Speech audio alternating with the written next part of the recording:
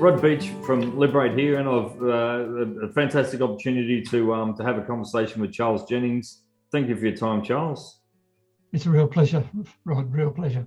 What Charles and I were talking about the other day, and we thought we'd record it and maybe share it with other people in case there's some value that others can get out of this. Was we were talking about a combination of things of like the future of learning, the roles of learning, how learning and development become a value add as opposed to a cost center. And then we're also talking about the 70-20-10 model, and we're just, some of all, a lot of all that started to converge. And so I suppose if we anchor back at the start of the conversation that we had, Charles, we were talking about, knowledge and training and for the purpose of knowledge, but also performance as well, because ultimately we need to look at performance. And I suppose that the ends of the scale there between knowledge and performance and what fits in the middle. And I suppose that maybe that's like experience or alike, but you had some good points that you were mentioning about that. Yeah, Rod, I think that, if we roll back and just thinking of the conversation we had previously, one of the challenges I see is that a lot of learning and development professionals see their role as providing information, building knowledge, developing skills, and that's where it stops. But actually, when we think about what our real jobs are, which is to help our organizations and to help teams and individuals in our organizations to, do their jobs better, to be more creative, innovative, respond to change, all those sorts of things that we need. It comes down to more than just knowledge and skills, because knowledge and skills often plays a part in performance, but it's not the whole picture. In fact, it generally isn't even the biggest part of the picture. And in fact, if you like, I always go back to a wonderful man called W. Edwards Deming. Now, Deming is held up as being one of the prime people responsible for the recovery of Japan after World War II, and also the origin or the emergence of the total quality movement and so on. And Deming was just a superb economist and a superb man. And he, during his career, he looked back every so often, every 10 years or so, and he said, I look back and I worked out what percentage of contribution to a challenge or an opportunity was due to what he called the system, which is good management, right, having the right processes, the right culture in the organization, those sorts of things, and how much was down to the performer, or what he calls special, basically individuals. And at the end of his career, he said, I think it's around about 94% the system and 4% the performer. So, we're talking about changing the performer is really important. Developing knowledge and skills and capability is really important. But actually, if we're looking for performance, it's much, much wider than that. And that's really how I developed 70-20-10 as a strategy, because the original research for 70-20-10 was done where the numbers came from was done back in the 80s, and actually Bob Eichinger, who came up with the meme, the numbers, looked at all this data and said, it's roughly about, when we look at how successful people learn, it's roughly around 70% from working, from experiences, from practice, around 20% from other people, and around 10% from formal. And again, I've said over the years that don't get hung up on the numbers, because even the original bit of research, which wasn't a large sample, they ran that a number of times and got different numbers. But the point is, building on that, there's been other work which has shown that most of what contributes to our performance is not just around knowledge and skills. And that then sort of creates a bit of a dilemma for a lot of L&D people, because of course we know knowledge and skills are important, but developing skills frameworks and so on, it will help. But actually it's not the end point, it's just part of the bigger mix, really. And making sure that that managers are really supportive, and that managers and team leaders really don't trade off between operational excellence and developing their people. In other words, they need to think all the time about how can we make the use learning from the experiences and the challenges that we're working on. How can we learn from those things like reflective practice, which are really, really critical? We should be, rather than producing learning content, we should be devoting some of our time to doing things such as helping people become better at reflective practice. And some industries are really good at this, and some industries aren't. I mean, the aviation industry is really, really good at reflective practice in that they have processes in place. And the aviation industry, by the way, is about the safest industry, in the world. When you're in one of those metal tubes, we are really very, very safe. And the aviation industry has, for example, reporting, so that if you're on a flight deck and there's a potential error or an error, you're obliged by law to report it. You are protected by law from, if you make a mistake, from mistake and so on. So, some industries have sort of got this and understand that the learning that comes out of those sorts of things. In fact, by the way, the aviation industry then circulates all the records of errors or potential errors across all airlines. And I had a friend who was a BA pilot for many years and said it was really useful. Every couple of months, he'd read reports from around the world of potential errors or errors. And that's really a culture of continuous improvement. It's not about learning content, it's about joint reflection, basically. So I think that this link between learning and performance, let's not think that we can define and design learning programs, and out of that are going to become high-performing individuals. Out of that, what should come out of those formal programs is, I guess, the word competence is probably a good term, although competence is I think competence is a terribly tainted word because it's used in terms of performance reviews and all this sort of things as well. And we get sort of tied up in competence, but really you will produce competence from formal learning. But if you want to produce expertise, that's a whole range of other things. And one of the things I feel is that L&D professionals haven't really got to work in that space and think about that space between making people, fit for purpose, ready to do a job, competent, and building high performance. And actually, it's not the competent people in our organizations who are going to drive us forward, allow us to survive, make sure that we respond to things. It's going to be, a cadre of high performing people. And I think that's the real dilemma we have when we think about learning and performance, because we've just got to think about them as being, joined together.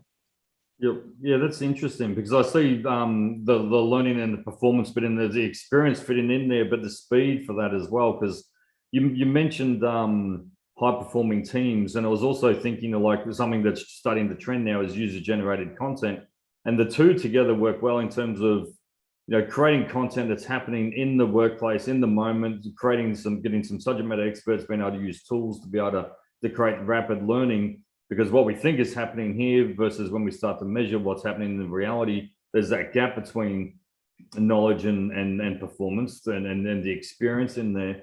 And if we look at, again, high performing athletes or gymnasts, for example, they often practice user generated content in terms of putting a camera up, recording it, performing the action, watching it back, getting the feedback, as you said. So maybe there's something that we could take away from the way some high performing athletes perform, as opposed to what we should be looking and taking on board of how we apply some practices in L&D.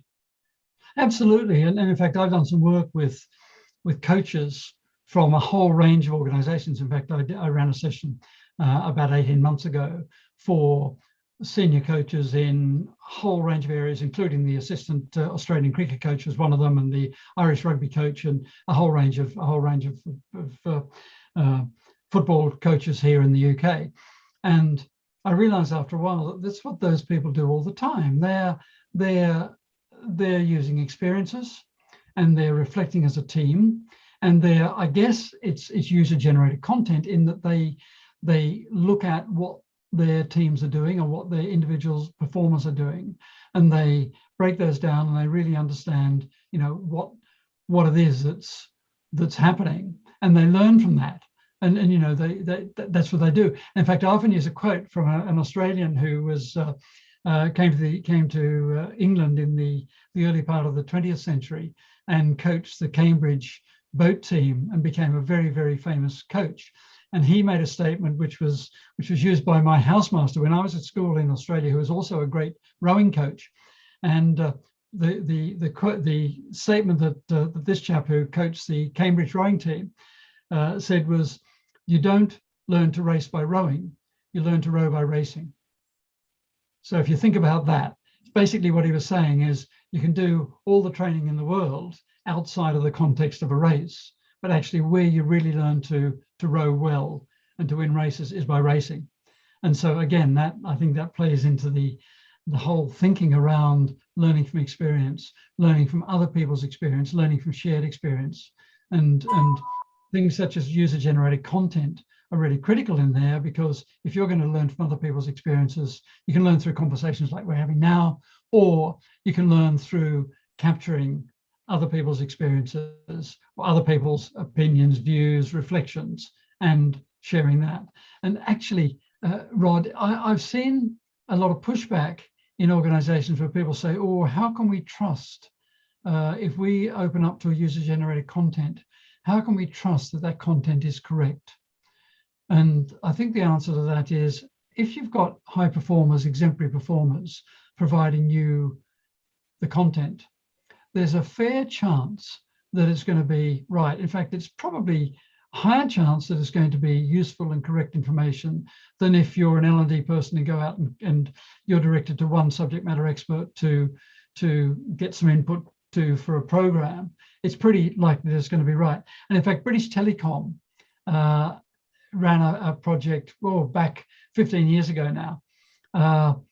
The chief learning officer of British Telecom, who has just appointed a man called Peter Butler, he was a bit concerned with the traditional training model that BT were using for their 70,000 or so engineers. So what Peter had done was he had a survey carried out that asked the engineers this question: if the company is producing a new product or a new process, in other words, if there's a new product that becomes available for us to use, or we change our processes, how would you like to learn about that? And more than 70% of the engineers said, we'd like to learn from another engineer. And so then Peter, BT worked with Accenture actually, and they developed something called Dare to Share. As I said, this was 15 years ago. And it was a platform built on SharePoint, as might suggest, which allowed users to create content, to upload content and share content. And they found a number of things. One, that when there was a new process or product produced, they could get it out to the user population spread around the world really quickly, much more quickly than they could in formal training programs. And I asked Peter about a year after it had been running, I said, do you have any problems with, first of all, incorrect information going out or inappropriate information going out? And he said, well, Charles, I can tell you there is no inappropriate information goes out, because every post, everything that's put into the system has an employee number on it, and no one's going to destroy their jobs by putting something inappropriate. But he said I think it was 18 months that have been running. He said in the time we've been running, we've had about 4 or 5 challenges to information, and the system had a button where if you felt that the information was wrong, you clicked a button and it sent an email back to the learning and development team. They then mediated. They went back to the person who created it and said, look, someone's challenged this and said this was incorrect. And so they mediated. And Peter said, in the main, they found that the person who said it was wrong didn't know, that because the person who put it in generally was the specialist, was the expert. So the error rate was very, very, very low, and they had a mechanism to capture that. So it just seems like common sense to have the people who are the experts, the people who are the top performers, providing advice and guidance in terms of how we do things. It just, as I say, it just seems common sense. If we want to know how to do something, we go to the best people who can tell us, obviously, and that puts L&D in a bit of a challenging position, because we've intermediated between, what is it that makes people or creates high performance, and what do we do in terms of learning? And I think we just need to think about getting smart about it. It doesn't mean that we're irrelevant, absolutely not, but it just means that we need to get much smarter about it. And we need to, for example, with UGC, with user-generated content, we need to think about, okay, what is a good way? What are the methods and what are the systems that we need that really allow that to fly?